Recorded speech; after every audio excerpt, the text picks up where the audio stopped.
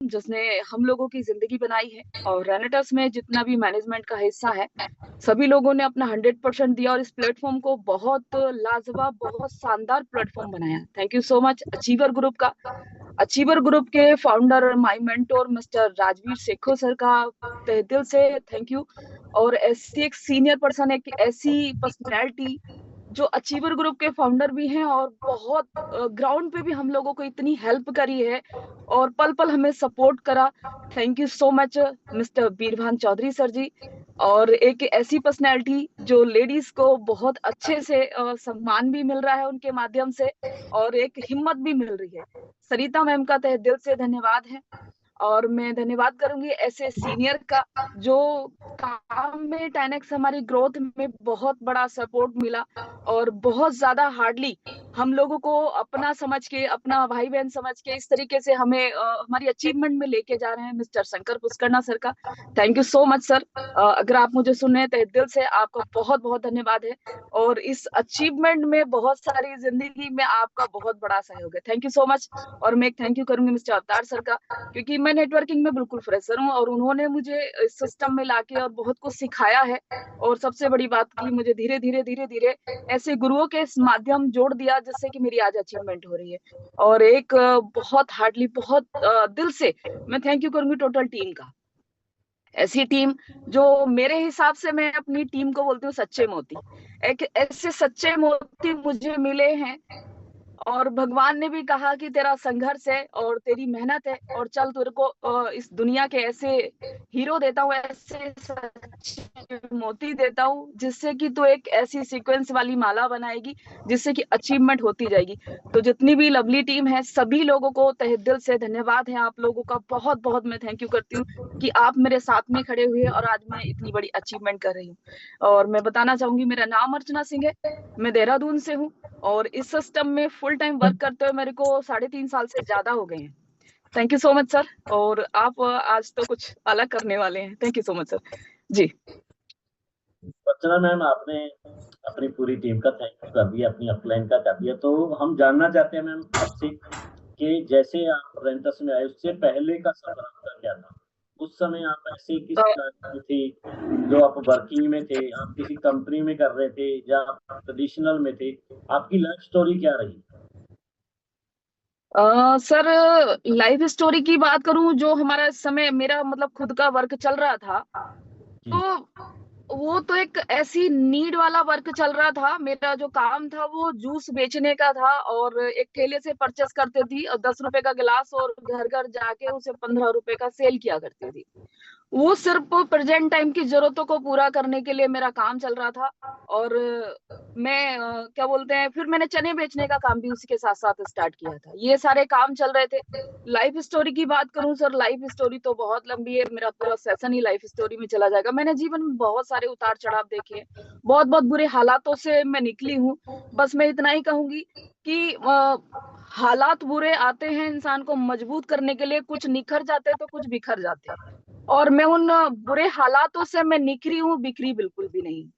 बहुत ग्राउंड का मैंने अपनी जिंदगी में समय देखा है, ऐसा समय देखा है कि जीवन में भगवान किसी को इस तरह का समय ना दिखाए जो एक बार बहुत अच्छी जिंदगी एंजॉय कर लेता है अपनी मेहनत से, और फिर उसके बाद उस इंसान को बिल्कुल ऐसी जिंदगी जीनी पड़े कि दो दो चार चार पांच पांच रुपए के लिए घर घर चक्कर लगाना पड़े और खाना खाने के लिए, रोटी के लिए भी इंसान को तरसना पड़े। तो बहुत बहुत ज्यादा एक दर्दनाक समय रहता है। मैंने बहुत बुरा समय देखा है रेनेटस से पहले सर। तो अर्चना मैम, जैसे आपने बताया कि आप जूस घर घर जाके सेल करते थे, चने बेचते थे, तो अचानक से जी। रेंटस का ख्याल कैसे मन में आया या रेंटस की अपॉर्चुनिटी आपके पास कैसे पहुंच गई और आपने इसको किस वजह से शुरू किया? क्या कारण रहा आपका, क्या मकसद रहा, ऐसा रीजन क्या मिला आपको रेंटस से जो आपने रेंट सेलिंग में अपना कदम रख दिया? जी सर, रेनेटस का ख्याल नहीं आया और कोई अपॉर्चुनिटी किसी के माध्यम से मुझे नहीं मिली। पहली बात तो जब हम अपनों को बताते हैं तो लोग बिलीव नहीं करते। मुझे तो जब मैं चने बेचने जूस बेचने का काम करती थी तो ये काम जो गया था उन ठेले वाले के पास गया था जहां से मैं जूस परचेस करती थी। तो जब जूस परचेस करते वहां से मैं बेचती थी, काम उनके पास गया था और उन्होंने डायरेक्ट मना कर दिया था कि मैं तो इसको नहीं करूंगा, लेकिन एक लड़की है मेरे पास जूस सेल करती है, उससे बात करके देख लो, क्या पता वो कर ले। मेरे रूम पे लेके आए, मैं उस दिन के लिए थैंक यू करूंगी, उन पर्सन का थैंक यू करूंगी कि उस दिन रेनेटस से मैं इंट्रोड्यूस हुई और उन्होंने मुझे सिस्टम के बारे में बताया।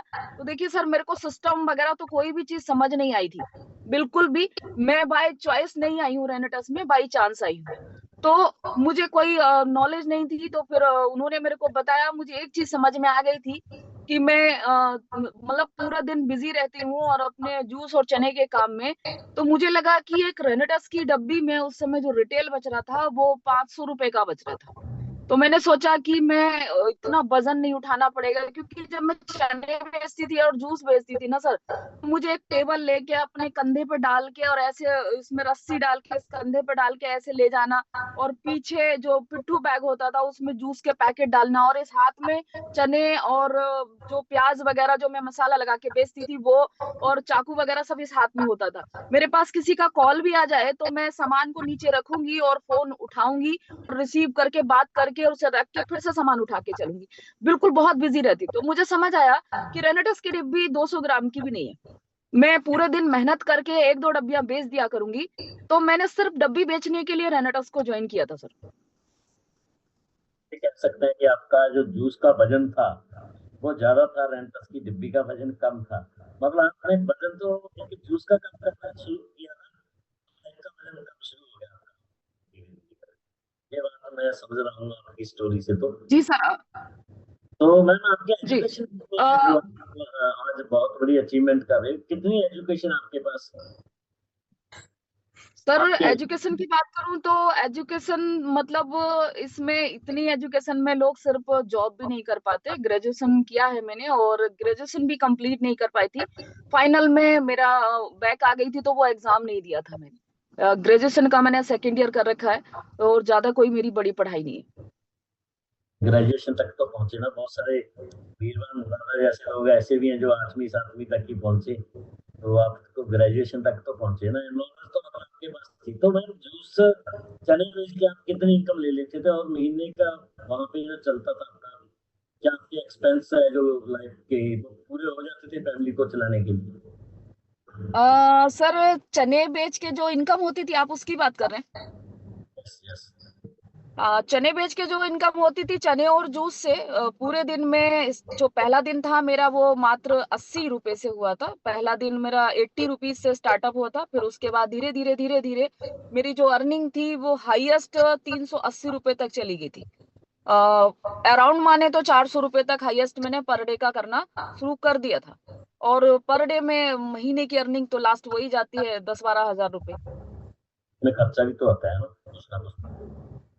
सर उसमें खर्चा भी उसी में था, तो उसमें 2-3 हजार का मेरा खर्चा निकाल लीजिए, क्योंकि जूस जो मैं परचेस करती थी उसमें मेरा कोई खर्चा नहीं था।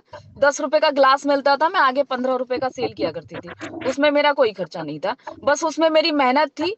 और जो मैं वजन उठा के घूमती थी वो 30-35 किलो से ज्यादा हो जाता था, और 6 किलोमीटर का मेरा बीच का सफर होता था। वहां से गांधी पार्क से देहरादून में क्लेमन टाउन टनल रोड पे मैं जाया करती थी। तो मेरा बहुत ज्यादा वजन था, वो सारी परेशानियां थी, इस वजह से मैंने यूरेनेटस को चुन लिया था। तो मैम से हम देखते हैं कि बहुत सारे लोगों के पास फाइनेंशियली चैलेंज थे, बहुत सारे लोग हेल्थ चैलेंज की वजह से भी है ना रेंटस में आए हैं। पैसे ना होने की वजह से बहुत सारे लोग काम नहीं कर पाते। तो आपकी शुरुआत कितने परसेंट से शुरू हुई? आपने 8%, 10 या 12, अगर सर 16 से सीखी तो पैसे का अरेंजमेंट किया या आपके पास प्रूफ थे उस समय? सर बात करूं इस बात की, सवाल बहुत अच्छा है और बहुत सारे लोगों के पास पैसे होते भी हैं, तो उसको कई तरीके से लोग सोचते हैं कि हमने पैसा नहीं लगाना है। मैं आपको बता दूं सर, जो मैंने रेनेटस में स्टार्टअप किया था, तो वो मैंने 10 बोतल लेके स्टार्टअप किया था रेनेटस नोवा की। और वो रेनेटस नोवा की जो बोतल ली थी, तो वो मैं चने बेच के जूस बेच के जो पैसे इकट्ठे होते थे, मेरा क्या होता था, मैं जब चने और जूस बेचती थी तो जैसे 15 रुपए का गिलास मैंने सेल किया, तो वहां से कभी मुझे 14 रुपए, 13 रुपए, गेट गेट से कभी 15 रुपए ऐसे मिलते थे। तो ऊपर की जो चिल्लड़ होती थी, जो खुले पैसे होते थे, वो मैं इकट्ठे कर लेती थी। और इकट्ठे करके और मैं किसी भी दुकान पे गई और उन्होंने मुझे 10-20 रुपए लिए और मेरे अकाउंट में ट्रांसफर कर दिए। जबकि किराना की दुकान वालों को खुले पैसे की जरूरत होती है, लेकिन वो पैसे मेरे अकाउंट में डालने के लिए कोई मुझे 500 रुपए के 10 रुपए ले लेता था, कोई 20 रुपए ले लेता था। और जब वो इकट्ठे चिल्लड़ करके लेके जाती थी तो फील ऐसा होता था देख कर उस चिल्लड़ को, जैसे भीख मांगने वाला लेके आया हो। मैंने थोड़े थोड़े करके पैसे अपने अकाउंट में जुटाए थे। और जुटाने के बाद जो वो पैसा था, मेरी जगह कोई और होता तो शायद नहीं लगाता। वो ये सोचता कि इसमें मैं लगा दूं और कल को ये पैसे मेरे बर्बाद हो गए तो, मुझे वापस नहीं हुआ तो, मेरा डब्बा नहीं बिका तो, बहुत सारे सवाल दिमाग में चलते। लेकिन ये सब सवाल मेरे दिमाग में नहीं चले, क्योंकि मुझे खुद पे कॉन्फिडेंट था। मैंने कहा सोचा अपने मन में कि जब मेरे पास रोटी खाने के लिए पैसे नहीं थे तब मुझे एक काम मिला। आज मैंने जो पैसे इकट्ठे किए हैं, लगभग धीरे धीरे मेरे पास 6-7 महीने के अंदर लॉकडाउन के टाइम में मुझ पे 20-22 हजार रुपए इकट्ठे हो गए थे। तो मैंने 10 नोवा का ऑर्डर लगाया था स्टार्टिंग में सर। नोवा फिर सेल कर करके आपने दोबारा 16% पे अपनी आईडी को। सर 16% पे करने के लिए मुझे पता ही नहीं था कि 40 बोतल से 16% होता था। मैं तो डब्बे उठाती थी और बेचती थी, उठाती थी बेचती थी, लगातार अपनी आईडी पे परचेस करती रहती थी। फिर मुझे एक समय बाद एक मैसेज देखा मैंने ग्रुप में कि इसमें पैसा आता है कहीं से, रेनेटस के नाम से चेक बनाया ऐसे। जब वहां मैंने ग्रुप में देखा तो मैंने सर को कॉल किया। मैंने कहा सर मैं डब्बी बेच रही हूँ, मेरा तो कोई भी पैसा नहीं आ रहा कंपनी से, आप लोगों को कैसे आ रहा, रेंडर्स के नाम से तो आप लोगों को पैसा आ रहा है। तब उन्होंने बोला कि आपके सीनियर में आते हैं मिस्टर अवतार सिंह, वो बताएंगे कि पैसा कैसे आता है। तो जी। सर आए, सर ने सबसे पहले मेरे को बोला कि अपना स्टॉक इकट्ठा करो, तो स्टॉक से काम बड़ा होता है। तो मैंने कहा ठीक है। फिर मुझे ये भी नहीं पता था कि शुरू शुरू में क्या था ना सर, जब हम आईडी प्लेस करते थे और रेड आईडी होती थी, किसी के नाम से किसी के फोन नंबर से प्लेस हो जाती थी। और मुझे नहीं पता था इसमें टीम 1 और टीम 2 चलानी होती है। तो मैं तले ऊपर आईडी किसी के भी नाम से प्लेस करी और उसमें 40 बोतल का एक ही बार में बिलिंग करती थी, क्योंकि 40 बोतल परचेस करने पे हमें उस समय कुछ डब्बी सस्ती पड़ती थी एक साथ की, मतलब उसको बिलिंग करने पे। तो मैं 40 बोतल उठा उठा के बेचना शुरू कर दिया था। मुझे नहीं पता सर कितनी आईडी में 16% पे कर चुकी हूँ। आपने एक आईडी 16% पे नहीं थी, आपने तो बहुत सारी आईडियां 16% पे। डब्बे बेचे सर, मैंने पेटी पेटी भर ऐसा भर भी के किया। माल मंगाया था। तो मैम, जी सर। जैसे आपके पास ना नॉलेज थी, ना स्किल थी, ना पता था टीम 1 क्या है, टीम 2 क्या है, कुछ पता नहीं था। तो इस समय आपके पास कॉन्टेक्ट लिस्ट तो होगी ना फिर बहुत बड़ी, जब आपने शुरू किया। कितनी बड़ी कॉन्टेक्ट लिस्ट थी आपके पास, जहाँ लोग बोलते हैं कि जो इसका फर्स्ट फेस है रेंटस को करने का या डायरेक्ट सेलिंग को करने का, उसमें क्या है अभी 4 बेसिक कर लो। तो आपके क्वेश्चन क्या थे, कॉन्टेक्ट लिस्ट क्या थी आपके पास? सर बहुत अच्छा सवाल है। और मुझे इस बात को पहले दिन को सोच के मुझे खुद हंसी आती है कि जब मेरे को स्टेज पे जब बोला जा रहा था एक बार कि ब्रॉडकास्ट बनाओ ब्रॉडकास्ट बनाओ, जब मुझे नेटवर्किंग का विजन क्लियर हुआ, मैंने काम करना शुरू करा, तो मेरे फोन में तो नंबर थे। तो मैंने क्या किया, मैंने सर से बोला कि सब लोग बोले ब्रॉडकास्ट बना के प्रोडक्ट के ऑर्डर आने शुरू हो जाते हैं। तो मैंने अपना फोन उठा के सर को दिया। मैंने कहा सर मेरे फोन में ब्रॉडकास्ट बना दो। अब उन्होंने जब मेरा कॉन्टेक्ट लिस्ट का वो खोल के देखा ब्रॉडकास्ट बनाने के लिए, तो हंसने लगे। मैंने पूछा, मैंने कहा सर बना दो ना, सबके पास ऑर्डर आते हैं, आप हंस क्यों रहे हैं। और मैं बोल रही थी, मैंने कहा एक काम करना, इसमें 2-3 नंबर ऐसे हैं मैं बता दूंगी, उसे ब्रॉडकास्ट में मत जोड़ना। तो बोले ब्रॉडकास्ट तो बना दूं, तेरे फोन में तो मात्र 18 नंबर है। मेरे जो कॉन्टेक्ट लिस्ट में नंबर थे जो मेरे सेव थे, मेरे फोन में मात्र 18 नंबर थे। और उसमें 3-4-6 नंबर ऐसे थे जिससे कि मैंने बोला, मैंने कहा सर इन वाले नंबर को ऐड नहीं करना, क्योंकि मैं इनको नहीं भेजना चाहती, जो इसकी टेस्टिमोनियल वीडियो है मैं नहीं भेजना चाहती। मात्र 18 नंबर थे। और वो सर देख के हंसने लगे और बोले कि किस चीज की ब्रॉडकास्ट बनाऊं, तेरे फोन में तो नंबर ही नहीं है। क्योंकि सर मैं जब जूस और चने बेचती थी ना, तो मैं उन लोगों के नंबर सेव नहीं करती थी। पहली बात तो किसी का कॉल उस लेवल से आता नहीं था, मुझे तो घर घर पहुंचाना होता था। मैं नंबर सेव नहीं करती थी। मैंने कहा मुझे इन लोगों से क्या लेना देना। तो मेरे फोन में मात्र 18 नंबर थे, मैंने वहीं से स्टार्टअप किया। और आज बात करूं तो लगभग 7,000 के आसपास मेरे फोन में कॉन्टेक्ट लिस्ट है। तो आपके पास हो चुकी। तो वो लिस्ट आपने धीरे धीरे अपग्रेड की, कैसे आपने वो लिस्ट को इतना बड़ा कर? सर जब मुझे बताया गया कि इस तरीके से यहाँ इसमें फोन में नंबर सेव होना चाहिए ब्रॉडकास्ट के लिए, तुम्हारा नंबर किसी दूसरे के फोन में जिसको आप सेंड कर रहे हो उसके फोन में भी सेव होना चाहिए, और जब ये दोनों तरफ नंबर सेव होगा तो उस नंबर को आप ब्रॉडकास्ट के माध्यम से उस तक अपनी टेस्टिमोनियल वीडियो सेंड कर सकते हो। तो मुझे सबसे पहला जो मुझे काम दिया गया था वो यही काम दिया गया था कि 250 लोगों के फोनों में अपना नंबर सेव कराओ और उनका नंबर अपने फोन में सेव करो। ऐसे मुझे बोला गया, तो मैंने फिर धीरे धीरे लोगों को समझाया कि एक बहुत शानदार चीज आपको भेजने वाली हूँ और वो चीज देख के आपका दिमाग खुल जाएगा, आपको लगेगा कि मुझे यूज करनी चाहिए। आप एक काम कीजिए, मेरा व्हाट्सएप पे मुझे पहली बात तो मैं बोलती थी जो बंदे को कॉल करके मुझे हेलो भेजिए। मैं सोचती थी कि जब ये मुझे हेलो भेजेगा मेरा नंबर सेव करेगा और ने सेव करने के बाद मुझे हेलो भेजेगा। तो उसने नंबर मुझे हेलो भेजा, तो उसने मेरा नंबर सेव किया और मुझे हेलो भेज दिया, और जा जाके मैं लोगों को अपना नंबर सेव कराती थी, अपना खुद नाम सेव कर करके ऐसे मैंने लगभग 200 से 250 नंबर अपने स्टार्टिंग में मैंने नंबर सेव कराए। तो मैम जब आप प्लान करने निकलते थे तो आप प्लान के साथ निकलते थे, कैसे आपने शुरुआत की प्लान करने की? कैसे वो आपका माइंड सेट हो गया कि मैं प्लान करूं? सर प्लान की बात करूं तो ये बहुत अच्छा सवाल है कि मैं अभी देख रही हूँ जब वर्किंग में हूँ तो बहुत सारे लोग आज भी अपने सीनियर से प्लान करवाते हैं। मेरा मुझे नहीं लगता कि मतलब मेरे 10-11 प्लान भी करे हैं मेरे सीनियर, 10-11 प्लान भी नहीं हुए हैं सर। स्टार्टिंग में जब मेरे सीनियर समझा रहे थे तो मैं उनके चेहरे को देख रही थी, मैंने कहा ये तो बहुत अच्छा बोलते, मैं नहीं बोल पाऊंगी, कैसे करूंगी मैं। मैंने उसी दिन एक दिन उनका प्लान सुना और सुनने के बाद शाम को मैंने घर आके बोला, जब मुझे रूम पे छोड़ा गया तो मैंने बोला, मैंने कहा सर एक बात बताओ, मैं आपके जैसा प्लान देना और इस तरीके से बोलना कैसे सीखूंगी। तो उन्होंने एक वीडियो दी, एक डॉक्टर साहब की शुरू शुरू में प्रोडक्ट को लेके वीडियो आ रखी थी। बोले इसमें से प्रोडक्ट के शब्द उठा लो, और प्लान उन्होंने मेरा डायरी पे लिख के, एक पेज पे प्लान लिखा और लिख के उसमें 21 जगह नंबर डाल दिया था, 1 2 3 4 5 ऐसे करके 21 नंबर डाले थे पेज पे, और बोले कि कल मैं आऊंगा और ये तुमने सबकी कॉपी करके रखनी है। तो मैंने 21 पेज की, रात को लगभग 1 2 बज गए होंगे सर, मैंने 21 कॉपी करी, और 21 कॉपी में 2 3 4 5 कॉपी करते करते करते करते प्लान मेरे दिमाग में पूरी तरह से चला गया था, और 21 कॉपी मैंने करके रखी और सुबह को चेक किया। और फिर सर ने मुझसे बोला कि अब तुम मुझे प्लान दो। तो मेरे शब्द थोड़े ऊपर नीचे हुए, तो सर ने कहा कि एक काम करना, अपना फोन लो, वीडियो पे रखो और अपने आप को प्लान दो, अपने आप को प्लान देके, और फिर उस वीडियो को तुम अच्छे से देखो कि उस प्लान से अगर तुम जुड़ सकते हो तो लोग भी जुड़ सकते हैं। तो मैं ठीक है, फिर मैंने अपने आप को प्लान दिया, और जब मैंने वीडियो सुनी तो मुझे उसमें दो चार जो कमियां थी वो धीरे धीरे मैं सुधारती ही चली गई, और मैंने स्टार्टिंग से प्लान खुद से देना शुरू कर दिया था। और 10-11 प्लान ही आपके साथ आप प्लान ने किए, उसके बाद वीडियो जी के जी। थ्रू कॉपी कर करके प्लानों की आपने खुद सीख लिया। जी सर, जी सर। तो इंटेलिजेंट तो आप पहले दिन से थे, इसका मतलब यही हो सकता है ना, भी इंटेलिजेंट तो हो आप पहले से।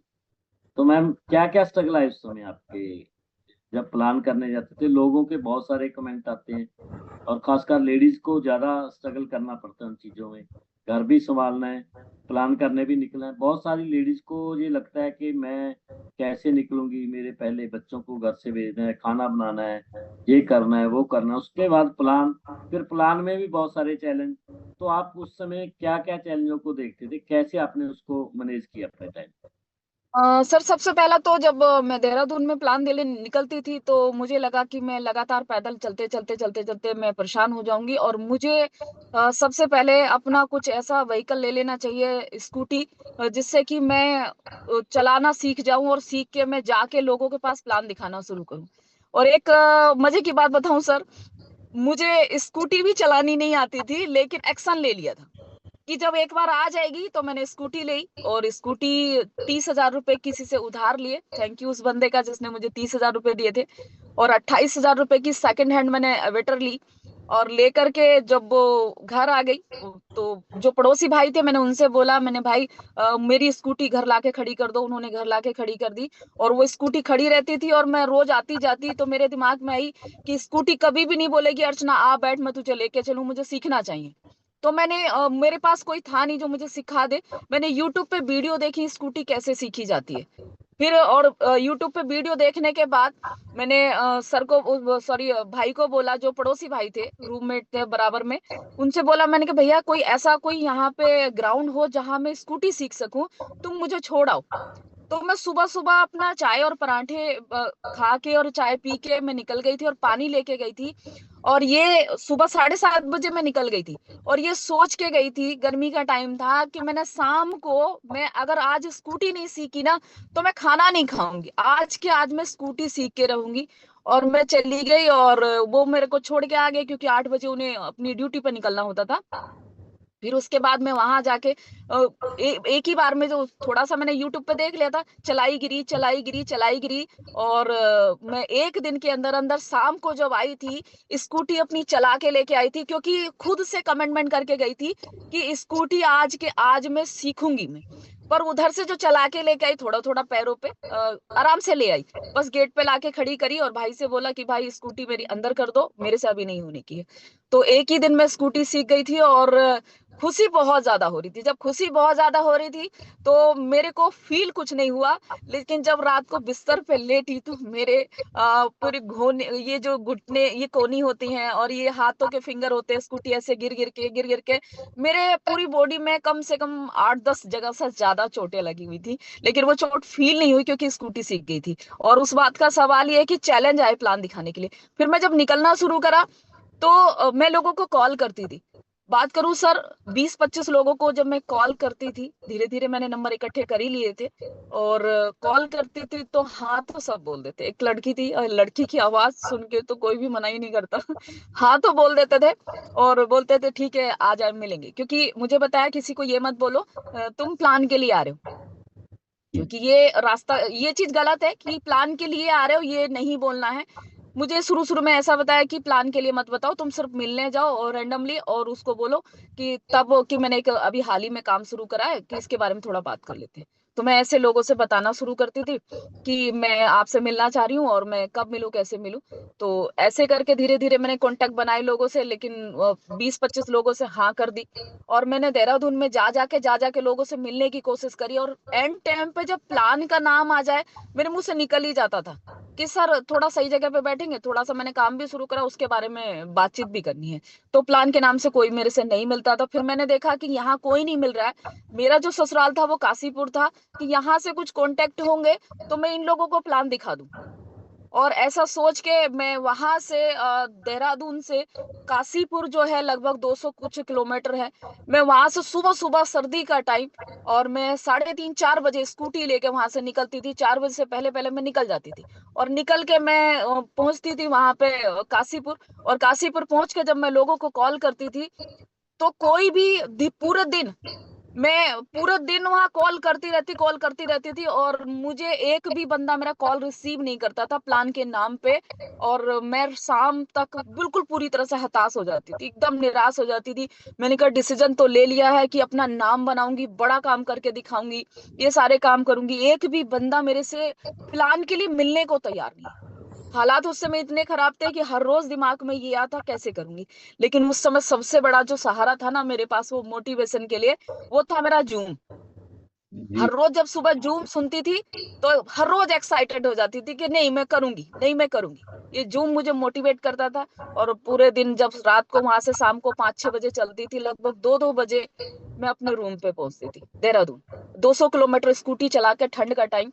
और कई हताश तो कई बार हुई, लेकिन क्विट करने का डिसीजन नहीं लिया। कभी ये मन में नहीं आया कि छोड़ दूं? ऐसा कभी मन में नहीं आया? सर शाम होते होते शाम को आ जाता था और सुबह जूम सुन के फिर से रीस्टार्ट हो जाती थी। कहने का मतलब जूम ने आपको बचा के रखा, एनर्जी दे के रखा। ये कह सकते हैं कि जी सर, आपका जी सर। पढ़ाई का काम जूम कर रही थी उस समय।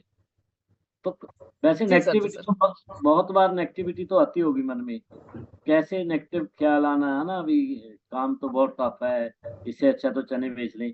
ऐसा ऐसा तो मन में होता होगा कभी कभी।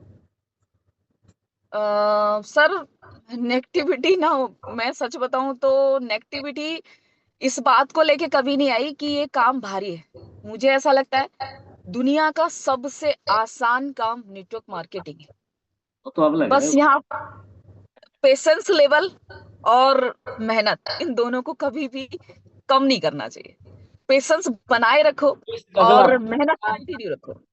ये स्ट्रगल आपका कितना लंबा समय चला, मतलब 2 महीने, 4 महीने, साल, 2 साल, कितना लंबा चला ये स्ट्रगल आपका? जैसे आपके सर टीम। स्टार्टिंग के 6 महीने थे, और 6 महीने स्टार्टिंग के ऐसे थे कि उस समय मतलब प्रॉब्लम थी, ये सच्चाई है। तो शुरू शुरू का जो एक्सपीरियंस बिल्कुल नहीं था, तो स्टार्टिंग के 6 महीने ऐसे थे कि मेरी जगह होते तो और लोग छोड़ ही देते। मैंने देखा अब, क्योंकि अब मेरी टीम बन चुकी है और मैं लोगों को ज्वाइन कराती हूँ, देख रही हूँ, उस हिसाब से मुझे लगता है कि लोग छोड़ ही देते हैं। स्टार्टिंग के जो 6 महीने हैं, इन 6 महीने में अगर कोई भी बंदा अपने आप को संभाल के सिस्टम में रखा रहा और उसने अपने सपनों को जिंदा रखा, तो 6 महीने के बाद बंदा टिक जाता है और बहुत बड़ा काम कर जाता है। और जो एक्सपीरियंस होल्डर है वो तो सर स्टार्टिंग से अच्छा कर लेते हैं, लेकिन इसका जो नेटवर्क यानी कि जो जाल है ना, वो मुझे थोड़ा देर से समझ आया था कि इसमें इस तरीके से काम होता है, और मुझे सारे सिस्टम में उतरने में थोड़ा सा वक्त लगा था। और 6 महीने के अंदर अंदर मुझे एक मेंटोरशिप मिला था चंडीगढ़ में। तो जब मैं चंडीगढ़ मेंटोरशिप में गई थी, तो वहां जाके मुझे सारी चीजें क्लियर हो गई थी कि नेटवर्क मार्केटिंग में लोग पैसा कमा रहे हैं, मान सम्मान सारी चीजें मिल रही हैं। बस मुझे क्या करना है कि मुझे उनके जैसा काम करना है। जितने अचीवर थे, जितने अच्छी अच्छी अचीवमेंट ली थी इन लोगों ने, और जो स्टेज पे बोल रहे थे कि मुझे उनके जैसा बनना है, बाकी यहाँ अचीवमेंट तो आएगी आएगी। फिर उसके बाद में मेरा धीरे धीरे धीरे धीरे मैं 1 साल के अंदर अंदर जो मैं फुल टाइम जब से मैंने करना शुरू करा, तो 1 लाख रुपए पर मंथ पे पहुंच गई थी। तो रेगुलर मेरा 1 लाख रुपए महीने का बनना शुरू हो गया था सर। पहली कोई ऐसी अचीवमेंट जिसको अपने जैसी अचीवमेंट हुई आपको बहुत खुशी हुई, पहली कोई अचीवमेंट, वो कहते हैं ना पहली चीज जो आपको मिल जाती है तो आपको बहुत खुशी होती है, वो क्या थी जब आपको इससे मिली, रेंटस से मिली? पहली अचीवमेंट सर, बिल्कुल स्टार्टिंग वाली अचीवमेंट की बात करूं, तो मेरा सबसे पहली बार जब 500 सीसी हुआ था, मुझे नहीं पता था कि ये 500 सीसी कैसे, तो क्योंकि उस समय तो सर मैं जानती नहीं थी। मुझे बताया गया ना कि ऐसे ऐसे बिल काट दो। उस समय मेरे पास टीम और वो उस लेवल का ज्यादा कुछ नहीं था कि बहुत सारी टीम होती, तो उसके माध्यम से मेरा पहला लेवल हुआ। मेरा 500 सीसी लेवल हुआ, और लेवल हुआ तो उस समय मैं राजवीर सर को भी उस लेवल से नहीं जानती थी, और इतना जो आज बॉन्डिंग है उतना नहीं थी। तो उस समय जो 500 सीसी मुझे हुआ था, मेरा जो हुआ था, वो 500 सीसी की जो ट्रॉफी थी, वो मुझे राजवीर सर के माध्यम से, राजवीर सर के हाथों से मुझे मिली थी पहला, और उस पर मेरा नाम लिखा हुआ था अर्चना सिंह। और मुझे बताया गया था कि ये ट्रॉफी खुद राजवीर सर लेके आए हैं। और वो वहां जब मुझे फूल माला और मान सम्मान और वो सारी चीजें मिली, क्लैपिंग वगैरह वगैरह सारी चीजें देखी, तो मैंने सोचा कि काम तो बहुत बढ़िया, यहाँ तो लोग एक दूसरे को इतना सम्मानित करते हैं छोटे छोटे काम पे। मुझे पे आउट और वो सब चीजों की खुशी नहीं थी, मुझे 500 सीसी की खुशी थी।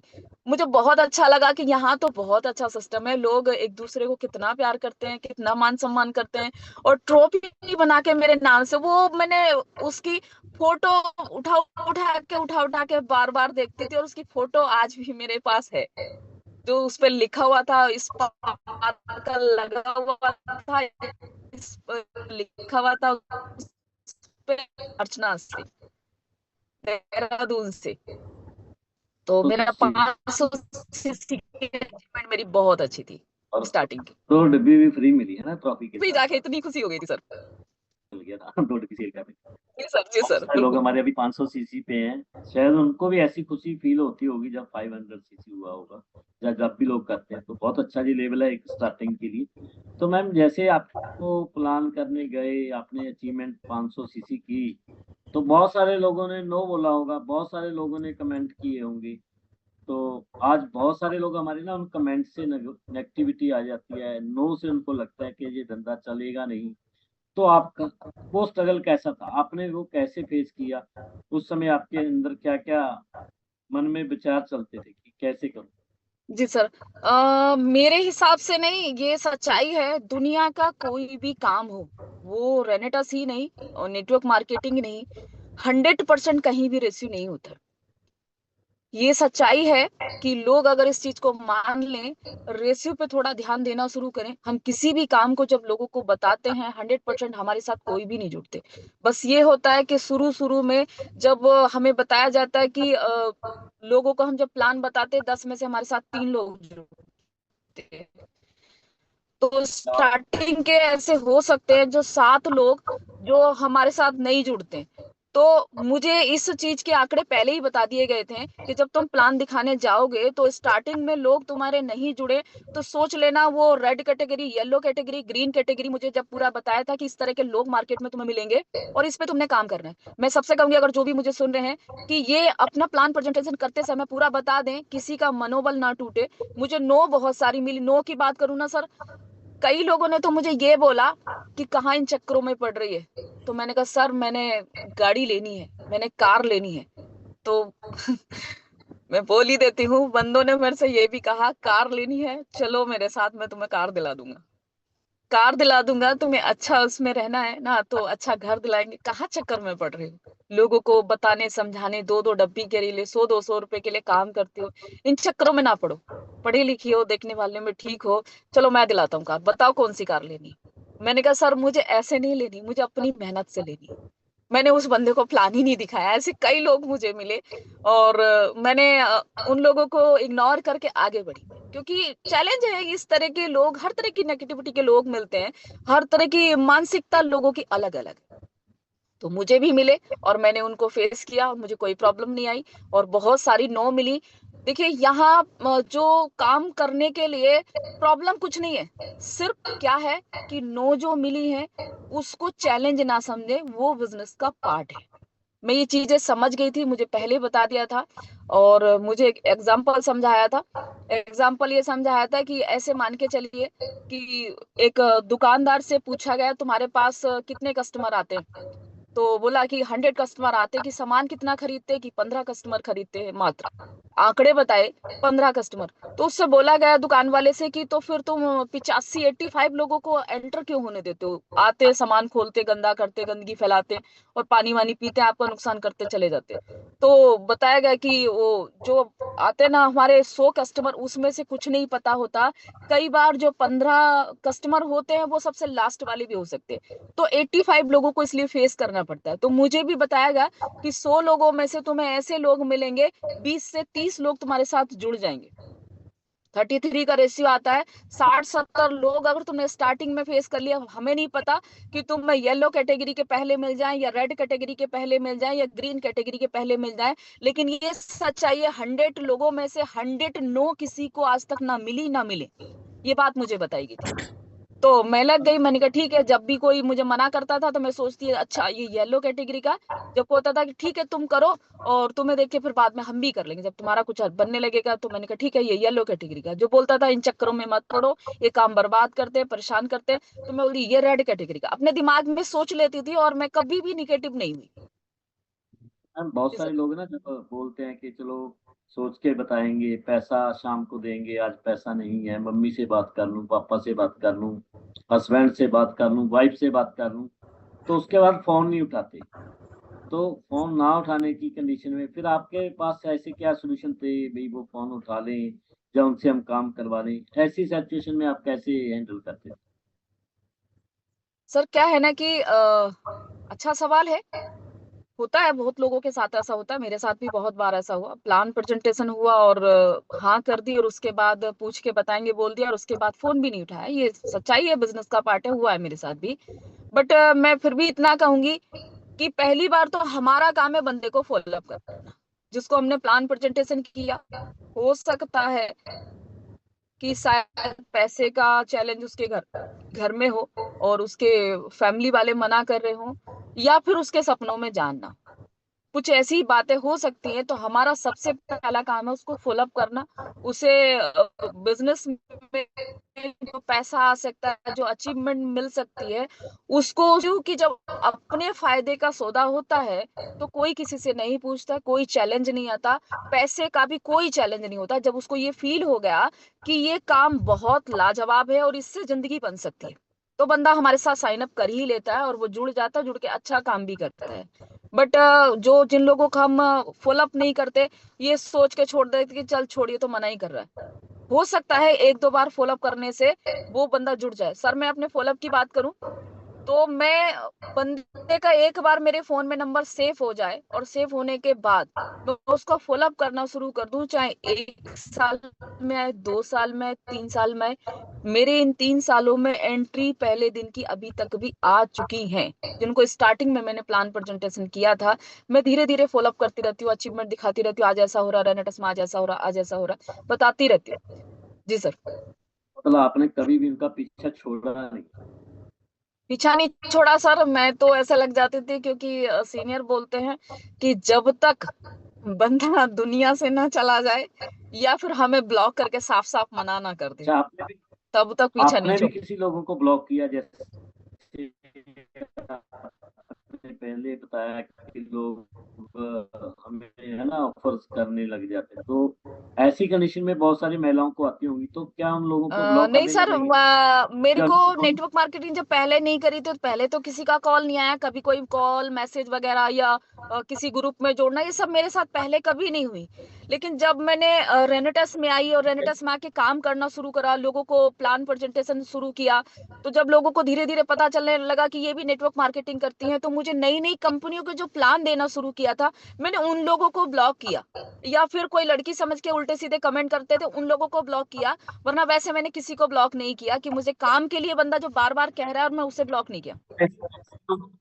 ऐसे ऐसे लोगों को कोई चांस नहीं देना चाहिए कि उनका फॉलो अप लगाए, या उनको ना चाहिए उनको तो डायरेक्टली, क्योंकि ये वुमेन्स के लिए काफी दिक्कत वाला सवाल रहता है, मैं इसलिए ये कह रहा हूँ जी। कि उनको तुरंत ब्लॉक कर देना चाहिए। आपको यही लग रहा है ना, वही आ, से?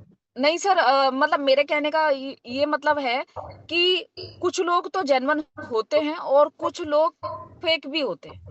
बस जैसे फेसबुक से मेरे फोन में इस समय मैं बात करूं तो लगभग 300-400 से ज्यादा नंबर मेरे फोन में इस समय फेसबुक से हैं। लेकिन सबके सब जेन्युइन नहीं है। कुछ लोग तो सिर्फ मेरी वीडियो देख के, मेरा फोटो देख के मेरे को कांटेक्ट कर लेते हैं और वो बात करने की, आज भी मेरे से बात करने की कोशिश करते हैं। मैं कहती हूँ कि जाके पहले मेरी पूरी प्रोफाइल देखो और उसके बाद बात करना। जब वो पूरा प्रोफाइल देख लेता है तो वो देख लेता है कि प्रोफेशनली वर्क है और इसमें काम, बात करने के लिए, ये काम के लिए बोलेंगे, तो फिर वो मुझे बात नहीं करता। मैं फीमेल जो जितनी नई फीमेल है इसमें आई है, रेनेटस में स्टार्टअप लिया है, अभी जूम पे मुझे सुन रही है, मैं उनसे कहना चाहूंगी, कुछ लोग तो जेन्युइन भी होते हैं और कुछ लोग फेक भी होते हैं। और लेडीज के अंदर एक मतलब एक सोचने समझने की क्षमता बहुत ज्यादा होती है कि ये बंदा हमसे सिर्फ हवा हवाई बात कर रहा है या जेन्युइन बात कर रहा है। तो बस थोड़ा सा अपने जो हमारा फीमेल एक पॉइंट है उसको थोड़ा सा मतलब कहने का है कि उसको यूज करें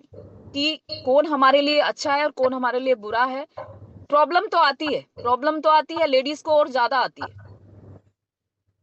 बिल्कुल, इसलिए मैं ये चाहता था, क्योंकि बहुत सारी फीमेल्स को इन चीजों का सामना करना पड़ता है, तो उसको ना कैसे वो संभाल पाए, तो वो इसलिए मैं आपसे डिस्कस कर रहा था। तो मैम, आपकी अभी 3-4 साल आपको ज्वाइन किए हो गए होंगे, आपको है ना अभी एक्सपीरियंस भी आपका हो गया, तो जैसे जी। आपने बोला लोगों के है ना, अगर समझ में कहानी आ जाए तो लोग ज्वाइन कर लेते हैं। मतलब वो क्या ऐसा, मतलब कोई ऐसा पॉइंट जो आपको लगता हो कि सामने वाले को समझ आ जाए, ऐसी कोई 2-4 बातें कि हम उनको प्रेजेंटेशन में बता पाएँ कि भई उसके समझ आ जाए, वो जॉइन हो जाए हमारे साथ। वो क्या ऐसा शो करे फिर? अ, देखिए सर, जब स्टार्टिंग में हम साइन अप करते हैं तो हमारी कोई बहुत बड़ी अचीवमेंट नहीं होती है। तो जितने भी स्टार्टअप लोग हैं तो वो इस बात को जब किसी को जाकर प्रेजेंटेशन करेंगे तो सबसे पहले उनसे पूछते हैं कि तुम्हारा कितना बन गया। तो जो नए लोग हैं वो जाके प्लान प्रेजेंटेशन जब करते हैं तो उनको ये बोलना चाहिए कि मेरी जस्ट स्टार्टिंग है और इसमें बाकी बहुत सारे लोग ऐसे हैं जो बहुत अच्छा पैसा कमा रहे हैं। और कुछ लोग ऐसे भी होंगे जो स्टार्टिंग बहुत टाइम पहले कर चुके हैं और फिर किसी कारण वो थोड़ा सा स्लो हो गए थे और काम अच्छे से नहीं कर रहे थे, लेकिन अब अच्छे से करना चाहते हैं। तो ये बात क्लियरली बोल सकते हो। देखिए, झूठ बोलने से कुछ भी नहीं होता। सामने वाले को ये प्लान बताते समय बोल दें कि मैं पिछले दिनों में अपने पर्सनल, अपने किन्हीं कारणों से मैं उस लेवल से काम नहीं कर पाया, लेकिन रेनेटर्स में अब मैं बहुत फुल्ली अच्छे तरीके से काम करने के लिए उतर गया हूँ। और अभी मेरी बहुत बड़ी अचीवमेंट नहीं है, अगर आप मेरा साथ दो, मिलके हम दोनों जने काम को बड़ा करेंगे, बड़ी अचीवमेंट करेंगे। उनको कुछ, और जो पुराने लोग हैं जिनकी अचीवमेंट है, जाए और पूरा सिस्टम को समझाए, पूरा सिस्टम की क्वालिटी बताएं।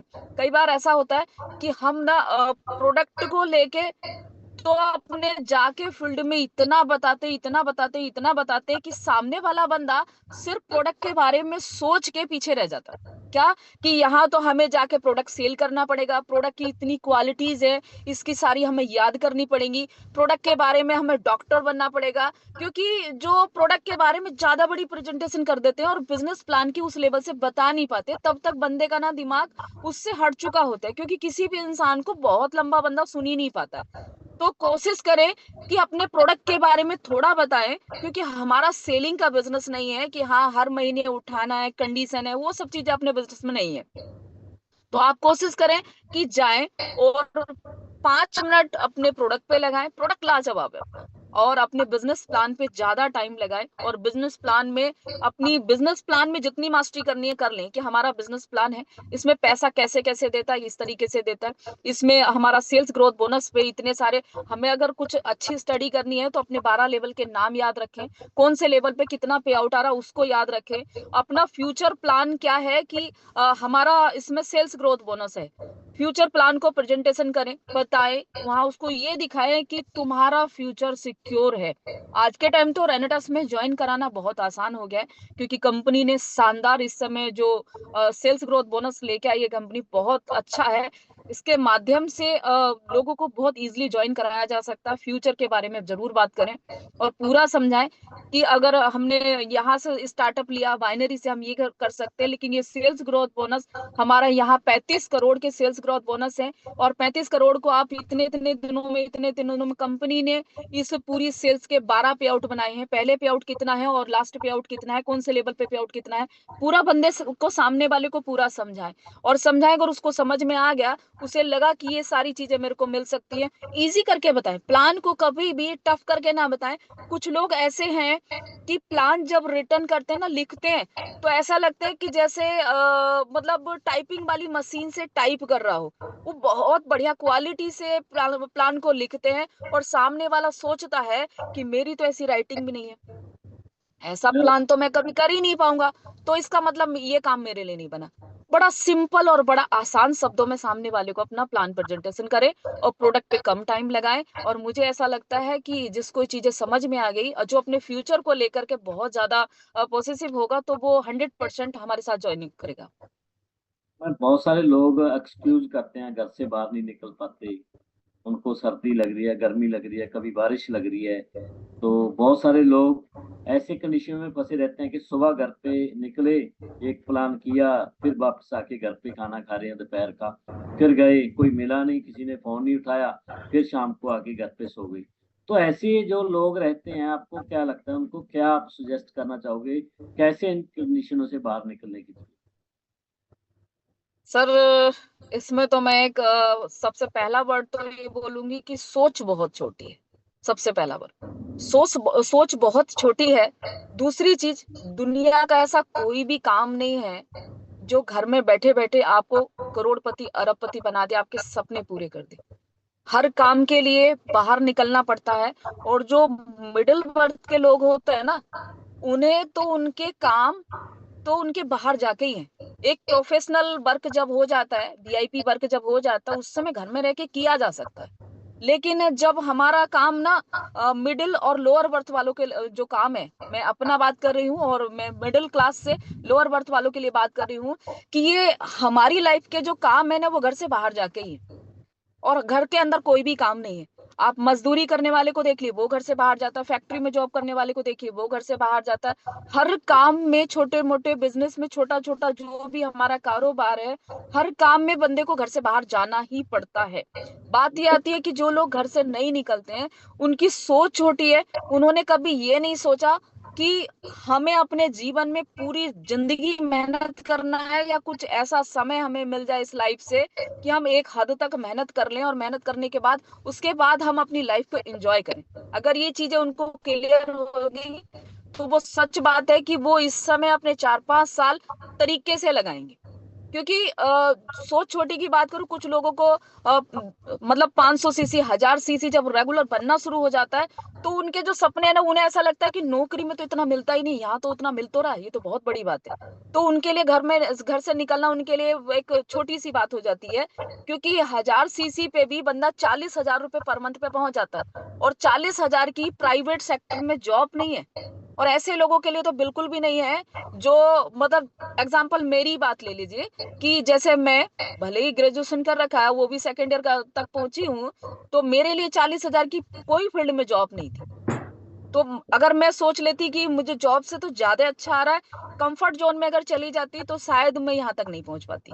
तो मैं उन सब से कहूंगी कि अगर आप घर से टाइम से नहीं निकल रहे हैं, और आप कंफर्ट जोन में आ चुके हैं, और उसको 10 20 30 हजार 40,000 50,000 को आप समझ रहे हैं कि बहुत अच्छी अर्निंग आ रही है, तो ये चीज गलत है। क्योंकि यहाँ 10 20 50 हजार वाला बिजनेस अगर बंदा घर में रहना शुरू कर देगा, तो धीरे धीरे कब 1000 2000 पे आ जाएगा और कब जीरो पे आ जाएगा पता भी नहीं चलेगा। क्योंकि यहाँ काम ऐसा है, जब आपका धंधा बढ़ना शुरू होता है, जब काम बढ़ना शुरू होता है 500 से 1000, 1000 से 2000, और जब 5000 की तरफ आप बढ़ते हैं, तो उस समय आपको 100% लगाने का वक्त आता है। उस समय ऐसा होता है कि जो काम होता है ना, उस समय बहुत केयर करने का वक्त होता है, क्योंकि हमें बहुत आगे जाना। केयर करने के वक्त पे लोग घर में बैठ जाते, कंफर्ट जोन में चले जाते, घर से टाइम से निकलना बंद कर देते।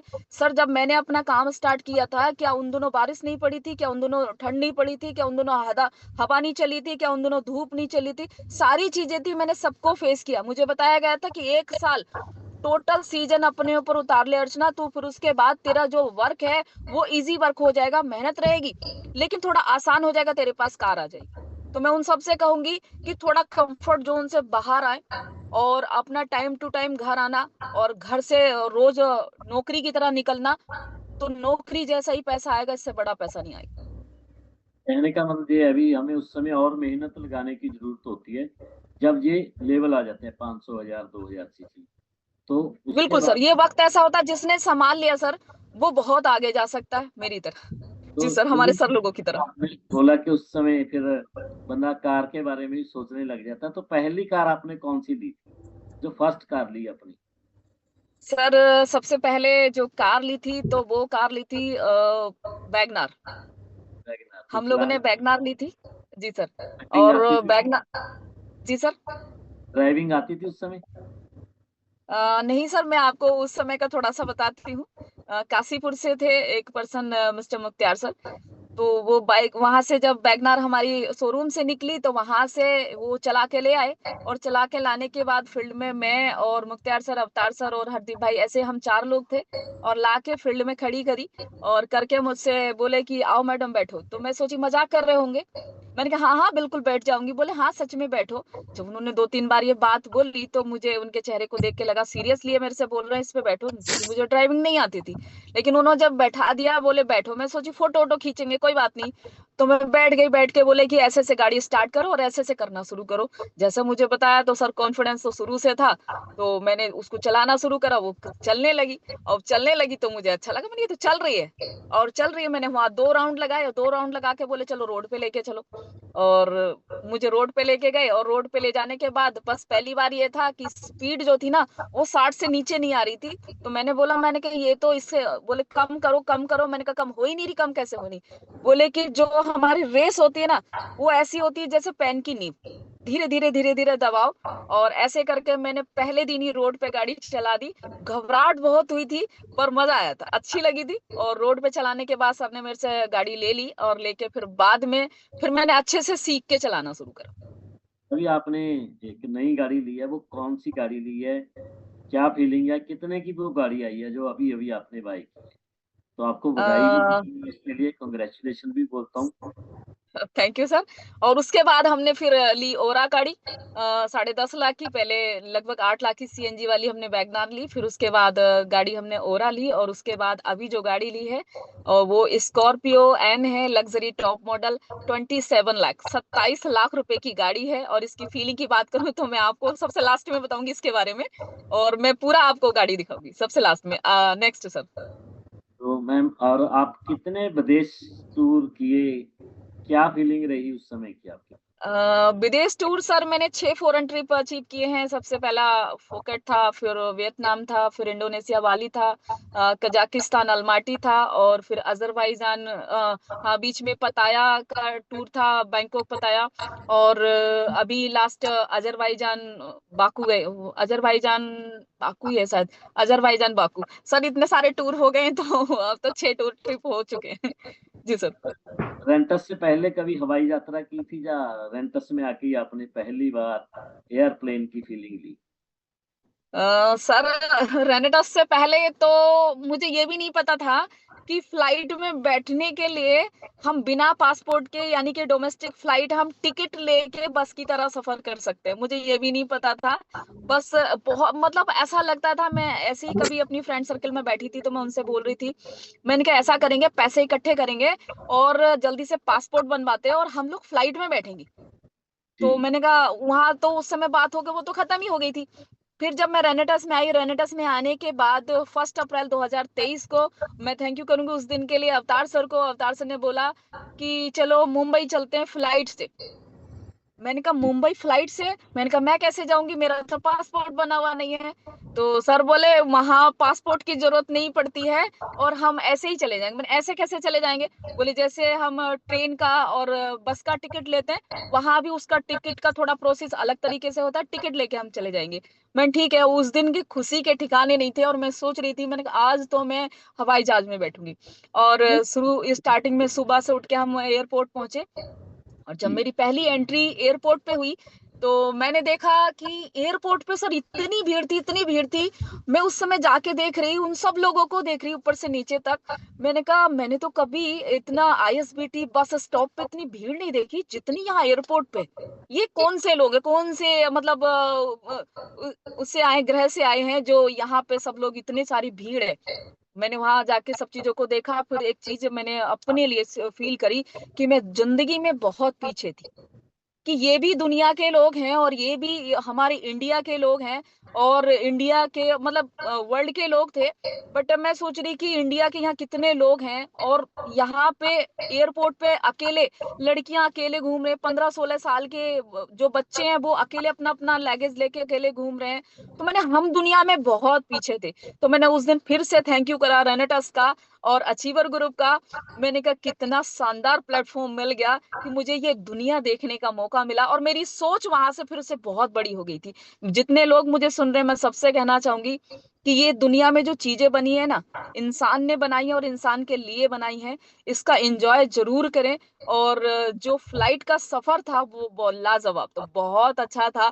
और कहते हैं ना कि फ्लाइट में जब बैठ के ऐसे करके उड़ते हैं तो पेट में अजीब सा होता है, मुझे कुछ नहीं हुआ, क्योंकि खुशी इतनी ज्यादा थी, मैं सबको फील कर रही थी। उस पे बैठना, उसको सीटों पे बैठना, उसकी एंट्री, उसके जो वहां वॉइस चलती है उस पे उड़ान के टाइम ये होगा, सारी चीजों को मैंने फील किया। और जब आसमान छुआ उसको फील किया। और जब मैंने ऊपर जाके नीचे देखा, तो सब जगह ऐसा लगता था कि आज मैं ऊपर आसमान नीचे, मुझे फील हुआ, क्योंकि थोड़ा सा दिन छिप चुका था और लाइटें जल चुकी थी।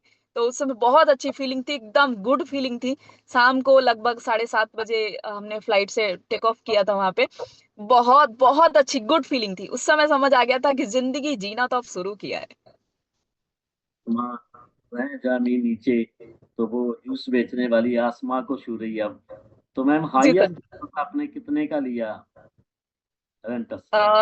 हाईएस्ट पे आउट की बात करूं सर, स्टार्टिंग में तो 222 का पे आउट बना था। रेनेटस से एक बी का हम लोगों का जो पे आउट रहा वो 7.5 लाख रुपए का रहा। और हाईएस्ट महीने की अर्निंग जो थी वो 12 लाख रुपए तक ले चुके हैं। और जो रेगुलर अर्निंग की बात करूं, अभी लास्ट मंथ का जो पे आउट बना है सर, वो हमारा पे आउट है 8,24,000 कुछ का। एक एक महीने का पे? हाँ, 8,24,000 एक महीने का पे आउट। और मैं बार बार सोचती हूँ, अगर मैं जूस बेच रही होती तो ये 8 लाख रुपए तो मुझे लगता है मैं जीवन में कभी जुटा भी नहीं पाती। तो मैम अभी आपने इतनी बड़ी अचीवमेंट ली, इतना कुछ आपने है ना धीरे धीरे धीरे करके लिया, कितने साल हुए हैं आपको अभी और कितनी टोटल इनकम आप ले चुके लगभग जो टोटल अर्निंग है लगभग 2.5 करोड़ रुपए आ चुके हैं सर। हैं? टोटल पे कितने सालों में? हाँ, फुल टाइम की बात करूँ तो वो तो 3.5 साल, जो बड़ा पैसा है तो वो पिछले 2 ढाई साल से आया सर। 2-2.5 साल में आपको बड़ा जी। पैसा आना शुरू हुआ, मतलब टोटल 3.5 साल। तो 3.5। हाँ, 3.5 साल में। पहले तो मैंने प्रोडक्ट बेचे और कभी किसी को बता दिया, समझा दिया कि डब्बे ले लो। डब्बे पे ज्यादा काम करती थी, प्रोडक्ट पे ज्यादा काम करती थी। मुझे भी इस सब चीजों की नॉलेज नहीं थी। मैंने देखा दुनिया के जो काम है ना, वो वन हैंड मार्केट है, तो उनमें उतना बड़ा नहीं हुआ। और मैंने भी लगातार डब्बियां बेची, तो बस इतना था कि हाँ, जॉब से, जूस से, उन सब चीजों से मुझे लगा कि डब्बी बेचने में काम बढ़िया चल रहा है, क्योंकि 500 रुपये बच जाते थे। तो उस चीजों को देखते हुए मेरा ऐसे ही लगभग 1.5 साल ऐसे ही निकला। 3.5 साल से मैं फुल टाइम काम कर रही हूँ, और दिलो जान से कर रही हूँ, गाइडलाइंस में रह के कर रही हूँ। तो ये 3.5 साल की मेरी 2.5 करोड़ की अर्निंग है। और अभी मैंने पिछले दिनों में एक प्लॉट भी लिया है, आईएस, जो वहाँ हरिद्वार से लेके देहरादून को जो हमारा हाईवे है, उस हाईवे में मैंने प्लॉट लिया है। मेरे प्लॉट के सामने में जो लीला एम्बियंस होटल बन रहा है। मैंने जो प्लॉट परचेस किया वो 55 लाख का किया था, और अभी जस्ट उसकी 6 महीने के अंदर जो उसकी मतलब इस समय वर्थ है, वो लगभग 75 लाख से प्लस की होगी। बहुत तेजी से वहाँ प्लॉट के रेट बढ़ रहे हैं। क्या क्या आपने यहाँ से अचीवमेंट करके, जो आपने है ना खुशी देने वाले मूवमेंट है, जैसे प्लॉट लिया, गाड़ियां ली, और हाँ क्या सर। क्या पहला पहला जो मेरा जो फोन था। सपने पूरे किए? हाँ, जी। कौन पहला कौन मेरा से? एक फोन था। मैंने ओप्पो का फोन लिया था, अगला वन प्लस का लिया था, और अभी मैंने जो फोन लिया है वो ये 2 लाख रुपए का। इसमें 1 TB जो इसके इंटरनल है, वो 1 GB कराया मैंने। ऐसे करके 2 लाख का लगभग ये कैश में मैंने फोन लिया। और पहले हम लोगों ने जो ली थी, वैगनार गाड़ी ली थी, फिर ओरा, फिर अभी जो ली है 27 लाख की, यानी कि 27 लाख की Scorpio and top model luxury, ये ली है। और मेरे जो बच्चे हैं इस समय वहाँ के देहरादून के टॉप 5 यूनिवर्सिटी में आता है। आप कोई भी गूगल करके देख सकता है। तुलास करके यूनिवर्सिटी है, उसमें मेरा बड़ा बेटा पढ़ रहा है। उसकी जो फीस है 1 साल की, वो लगभग 6 से 6.25 लाख है। और उसका ऊपर के खर्चे सारे अलग रहे। और दूसरा बेटा भी मेरा लास्ट, अभी उसने कोर्स की डिमांड करी है, वो आने वाला है। और अभी प्लॉट ले लिया है। मेरी LIC चल रही है, SIP चल रही है। और सर, धीरे धीरे धीरे धीरे मतलब लाइफ ऐसी हो गई है कि जो 3 साढ़े 3 सालों में मेरे पास आया है, अगर पर्सनल कामों में जाती तो अगले 30 सालों में भी नहीं बना पाती। तो मैम, अभी कितने आपका स्टेट में काम जा चुका है, कितनी मार्केटें आप ओपन कर चुके स्टेट की बात करूं तो सर, जो डिसीजन है वो तो इंडिया भर में काम करने का। अभी जो है यूपी में अच्छे लेवल से काम चल रहा है, उत्तराखंड में चल रहा है, राजस्थान में चल रहा है, और गुजरात में चल रहा है, छत्तीसगढ़ में चल रहा है। और कुछ एंट्री मुंबई से भी है, कुछ एंट्री बिहार से भी है, कुछ जैसे उड़ीसा वगैरह यहाँ से बाहर से भी एंट्री है। और कुछ जो काम चल रहा है हिमाचल प्रदेश में भी चल रहा है। ऐसे इन सारे स्टेटों में काम चल रहा है सर, और दिल्ली में भी है। तो मैम लास्ट में हम आपसे, क्योंकि समय भी हो रहा है हमारा, लास्ट में मैं जी। पूछना चाहूँ, बहुत सारी महिलाएं हमारे साथ जुड़ी हुई हैं, जिनका विजन है, उनको भी लगता है मैं भी 2 करोड़, 4 करोड़, 5 करोड़ कमाऊं। तो बहुत सारे स्ट्रगल आज वो भी कर रही हैं, तो महिलाओं के लिए आप क्या सजेशन करोगे, कैसे वो आगे बढ़े? क्योंकि महिला शक्ति ने, मैं ये कह सकता हूँ, डायरेक्ट सेलिंग में बहुत बड़ा काम किया है। 73% बोलते हैं कि महिलाएं ही इसमें सक्सेस है। तो महिलाओं के लिए आप क्या सजेस्ट?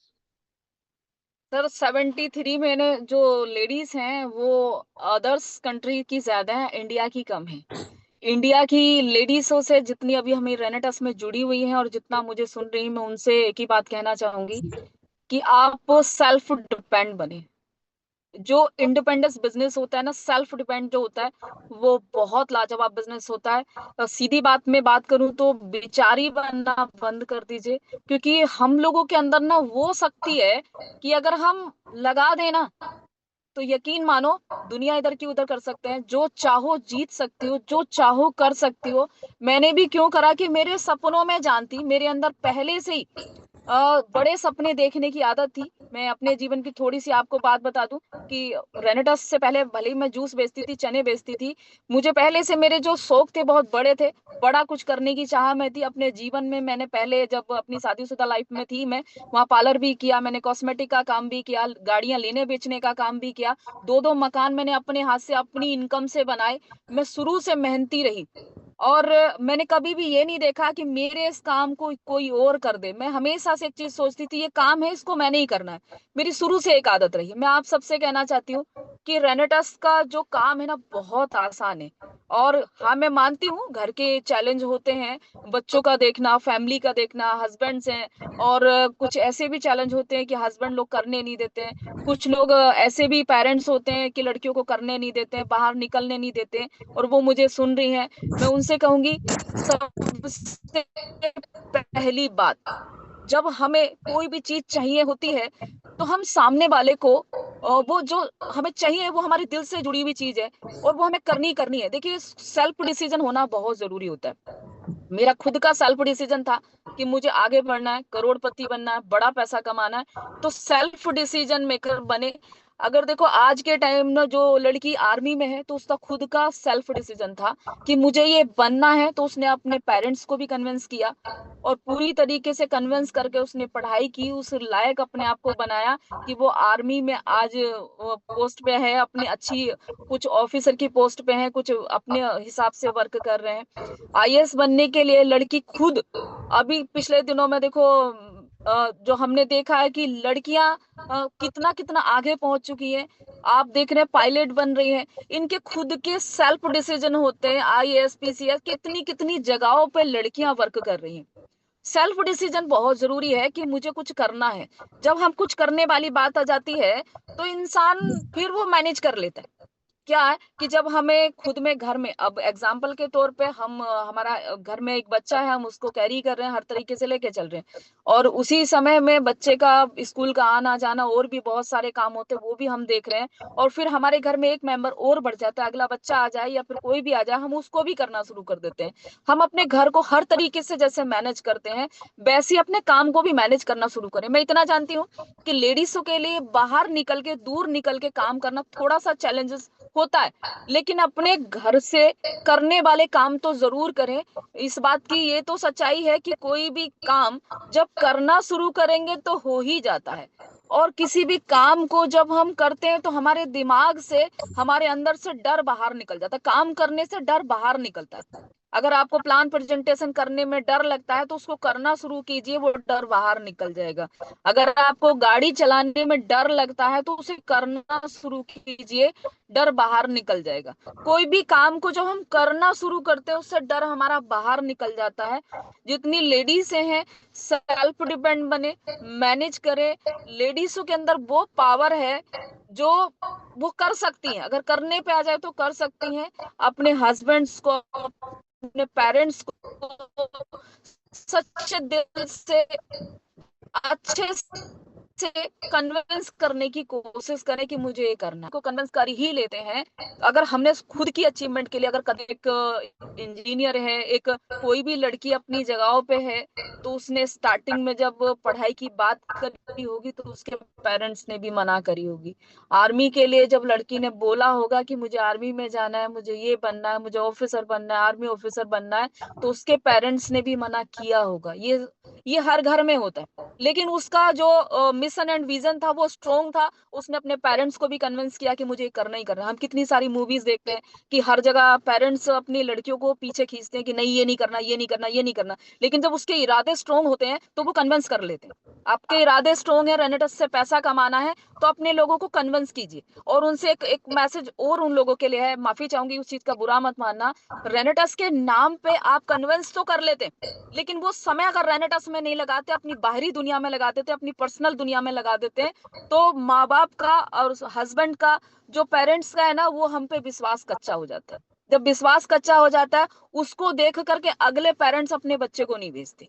तो आप अगर रेनेटस के लिए अपनी फैमिली को कन्विंस कर रहे हैं, और अपने हस्बैंड्स को, अपनी फैमिली को, अपने किसी भी को कन्विंस कर रहे हैं काम करने के लिए, तो रेनेटस में वक्त लगाएं और प्रूव करें। जब काम करना शुरू करेंगे और आपको यहाँ धीरे धीरे छोटी छोटी अचीवमेंट आना शुरू होगी, तो आप ही की फैमिली आपका साथ देना शुरू कर देगी। बस करना शुरू करें।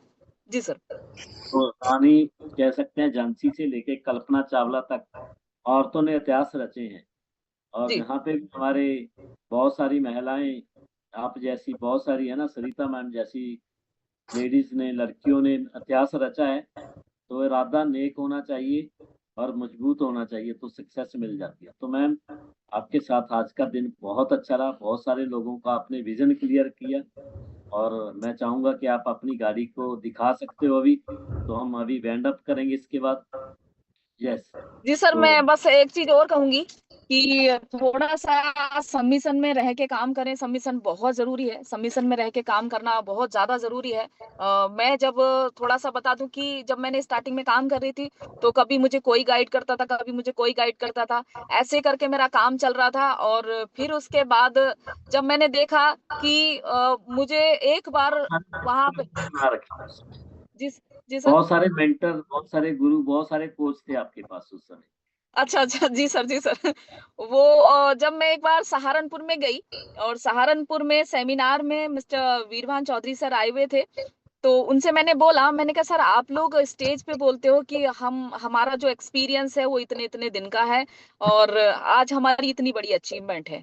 मैंने कहा सर मैं नेटवर्क मार्केटिंग में बिल्कुल फ्रेशर हूँ और मैंने कभी किसी कंपनी में काम नहीं करा है। तो क्या मुझे आपके जैसा बनने के लिए मुझे भी 12-15 साल देने पड़ेंगे? जो मैंने सेखो सर को सुना था तो उन्होंने 20 साल का अपना एक्सपीरियंस उस समय बताया था और 12-15 साल का लगभग बीरभान सर का भी था। तो मैंने सर से पूछा क्या मुझे भी इतना ही वक्त लगाना पड़ेगा यहाँ सक्सेस होने के लिए, 10-12 साल? मैंने कहा सर मेरे पास एक्स्ट्रा टाइम नहीं है लगाने का, मेरे पास जो टाइम है उसे सही तरीके से लगाने का वक्त है। मेरे पास इतना लंबा समय नहीं कि 15 साल मैं अपनी अचीवमेंट का वेट करती रहूं।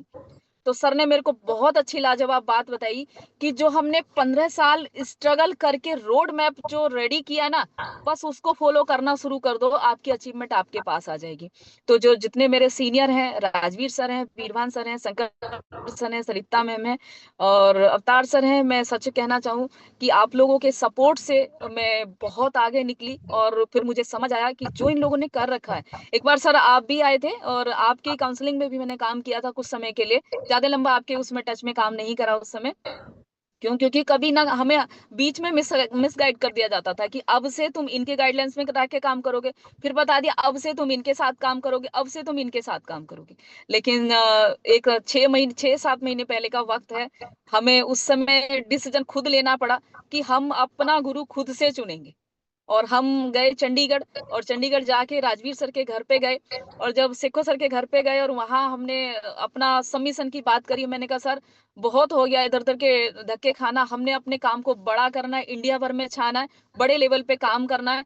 हमें फुल 100% हम आपकी गाइडलाइंस में रह के काम करेंगे और हम पूरा सबमिशन में रह के काम करेंगे सर, बस अपनी छत्र छाया हमारे ऊपर कर दीजिए। तो सर ने बोला कि उतार चढ़ाव सारी चीजें ठीक है, लेकिन जो बोलूंगा जैसे बोलूंगा करना पड़ेगा, इफ बट नहीं चाहिए। हमने कहा इफ बट नाम की चीज हमने अपनी जिंदगी से निकाल के साइड रख दी है। सर जैसा कहेंगे वैसा करेंगे। और सबमिशन में आके हमने काम करना शुरू करा और सर 6 महीने में भी जिंदगी में इतने बड़े चेंजेस आ गए हैं जो पिछले दिनों में नहीं आए थे, वो आज चेंजेस आ गए हैं। हमारी जो अर्निंग थी धीरे धीरे डाउन होते होते होते होते वो चली गई थी लगभग 20-25 हजार वीकली का। और अब जो अर्निंग है वही 20-25 हजार का, 2,000 सीसी मुश्किल से मेंटेन होता था, अब 20 हजार तक पहुंच गए हैं। अभी इस समय आपको मैंने पे आउट बताया है, महीने का जो पे आउट है वो 8,24,000 पिछले महीने का पे आउट है सर।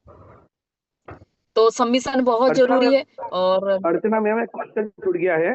सर मैं चाहूंगा कि वो डिमांड आ रही है कौशिक सर, मेंटरशिप के ऊपर थोड़ा स्पेशली, क्योंकि उदयपुर का मेंटरशिप आ गया है, एमपी का, दिल्ली का, तंदूर का आ गया है, प्लीज। Ji sir. ओके। तो जी सर। मेंटरशिप का आपको क्या लगता है कि मेंटरशिप में क्यों आना जरूरी लगता है, लोगों को क्यों आना चाहिए? मेंटरशिप के बारे में बात कहूँ, मैं सिंपल शब्दों में बोलूंगी। देखिए जैसे हम हमारे घर में खाटू श्याम जी की तस्वीर लगी हुई है और खाटू श्याम जी की तस्वीर लगी हुई है, जैसे मुस्लिम कम्युनिटी है वहाँ क्या है बोलते हैं उनको, वहां जाते हैं मक्का मदीना, उनकी भी तस्वीर लगी हुई है। तो क्या उस तस्वीर के आगे हाथ जोड़ के वो माइंड का वो इन्वायरमेंट बन सकता है जो हमारा खाटू श्याम जाके या मक्का मदीना जाके बनता है?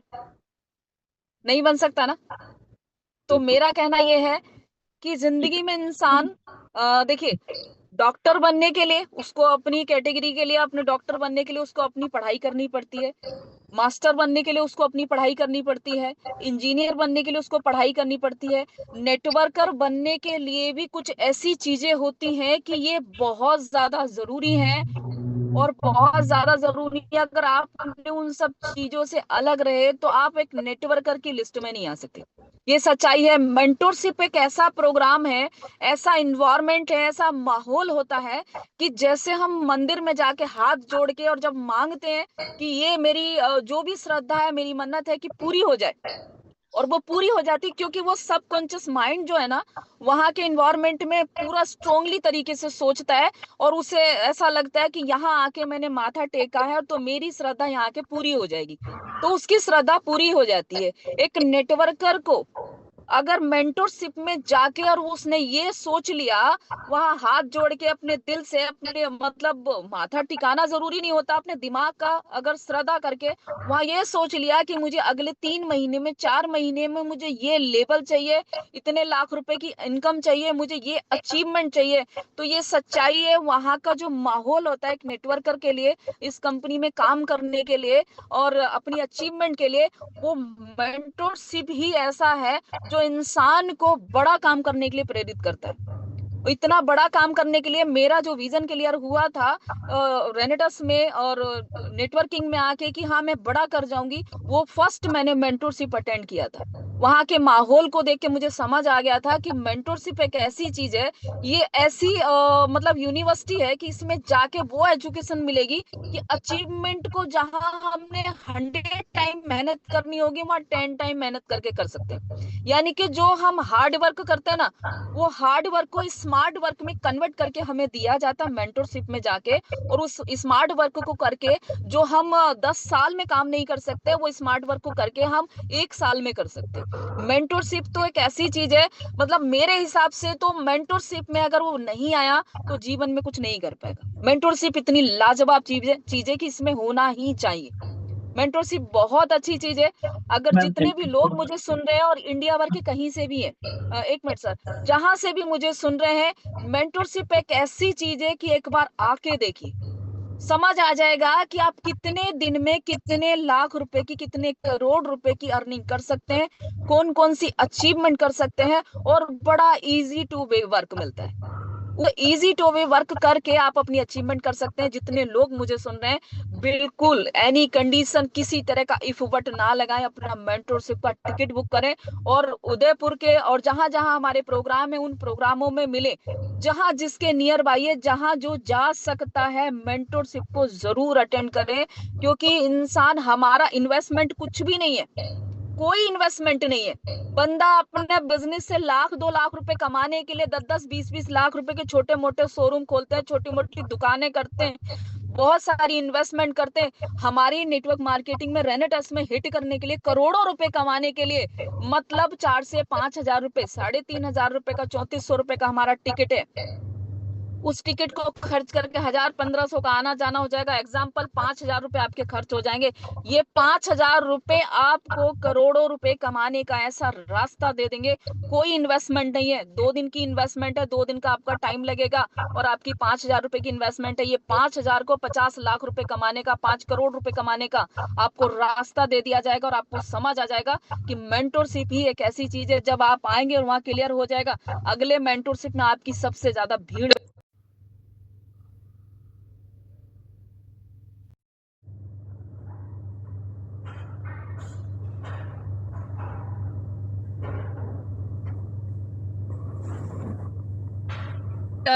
मुझे अभी बड़ी गाड़ी है, मुझसे शायद नहीं चलेगी, लेकिन जब मैं गाड़ी में बैठी और बैठ के मेरा, मुझे ऐसा लगा कि जितनी बड़ी गाड़ी होती है उतनी ज्यादा कंफर्ट होती है। देखिए सर,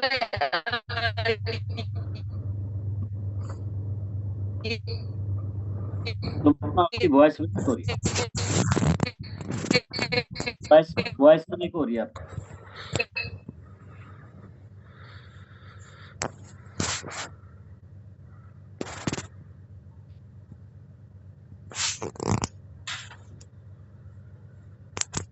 वॉइस नहीं है मैम। गाड़ी है, गाड़ी का अंदर का है और स्टार्ट है, ये यहाँ से खुली, ये मेरी गाड़ी है सर अभी आ रही है? यस यस जी मैम।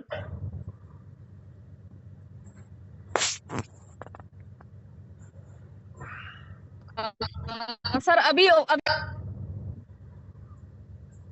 जी मैम। तो मैम आपकी वॉइस ब्रेक होगी, शायद आपके पास नेटवर्क नहीं है।